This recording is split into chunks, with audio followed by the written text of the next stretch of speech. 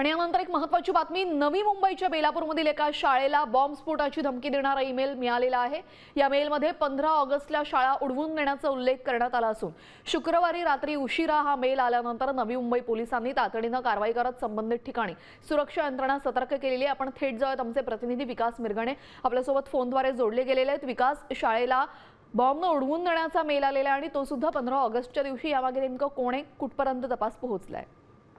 नवी मुंबईमध्ये नामांकित एक स्कूल आहे। स्कूलला बॉम्बने उडवून देण्याची धमकीचा मेल जो आहे तो काल प्राप्त झालेला आहे आणि या संदर्भात 15 ऑगस्ट रोजी शाळा उडवून देण्याची धमकी जी आहे या मेलमध्ये नोंदवण्यात आलेली आहे। हा मेल फेक असल्याचं प्राथमिक माहिती मिळत आहे, मात्र हा मेल कुणी केलेला आहे या संदर्भामध्ये NRI पोलीस स्टेशन जे आहे तपास करत आहे।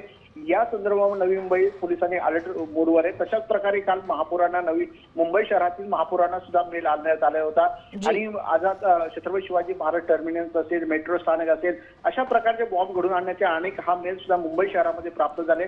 त्याच्याप्रमाणे नवी मुंबई शहर आणि मुंबई शहरांना धन्यवाद विकास, दिलेल्या सविस्तर माहितीसाठी।